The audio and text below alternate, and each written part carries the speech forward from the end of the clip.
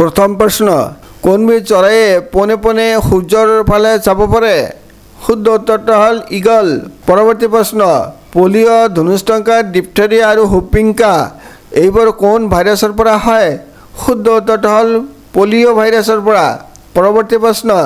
কিহৰ বাবে দৈ গাখীৰৰ সোৱাদ টেঙা হয় শুদ্ধ উত্তৰটো হ'ল এচিটিক এচিড উৎপন্ন হোৱাৰ বাবে পৰৱৰ্তী প্ৰশ্ন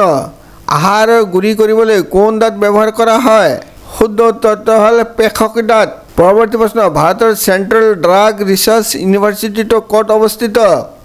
শুদ্ধ উত্তৰটো হ'ল লক্ষ্ণৌত পৰৱৰ্তী প্ৰশ্ন ৰোগ বিয়পাৰ বাবে আটাইতকৈ বিপদজনক প্ৰাণীটো কি শুদ্ধ উত্তৰটো হ'ল মহ পৰৱৰ্তী প্ৰশ্ন কোন স্তৰৰ ক্ৰম'জমবোৰ স্পষ্টভাৱে দেখা যায় শুদ্ধ উত্তৰটো হ'ল মধ্য স্তৰত পৰৱৰ্তী প্ৰশ্ন মানুহৰ শৰীৰত শতকৰা কিমান ভাগ পানী থাকে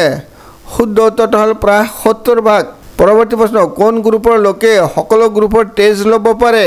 শুদ্ধ উত্তৰটো হ'ল AB গ্ৰুপৰ লোকে পৰৱৰ্তী প্ৰশ্ন তেজ কিয় ৰঙা হয় শুদ্ধ উত্তৰটো হ'ল হিমোগ্লোবিন থাকে বাবে পৰৱৰ্তী প্ৰশ্ন গাখীৰত থকা শৰ্কৰাবিধ কি শুদ্ধ উত্তৰটো হ'ল লেক্টোজ পৰৱৰ্তী প্ৰশ্ন কি ভিটামিনৰ অভাৱত মানুহৰ কুকুৰিকণা হয় শুদ্ধ উত্তৰটো হ'ল A আৰু B ভিটামিনৰ অভাৱৰ বাবে পৰৱৰ্তী প্ৰশ্ন কোনবিধ চৰাইৰ চকু আটাইতকৈ ডাঙৰ শুদ্ধ উত্তৰটো হ'ল জায়েণ্ট স্কুইড পৰৱৰ্তী প্ৰশ্ন অসমৰ বৃহত্তম ৰাষ্ট্ৰীয় উদ্যান কোনখন শুদ্ধ উত্তৰটো হ'ল মানাহ ৰাষ্ট্ৰীয় উদ্যান পৰৱৰ্তী প্ৰশ্ন অসমত মুঠ কিমানখন ৰাষ্ট্ৰীয় উদ্যান আছে শুদ্ধ উত্তৰটো হ'ল 5খন পৰৱৰ্তী প্ৰশ্ন অসমত পোৱা বন মানুহবিধক কি বুলি কোৱা হয় শুদ্ধ উত্তৰটো হ'ল হুলক গিবন পৰৱৰ্তী প্ৰশ্ন অসমৰ দুটা পক্ষী অভয়াৰণ্যৰ নাম কোৱা শুদ্ধ উত্তৰটো হ'ল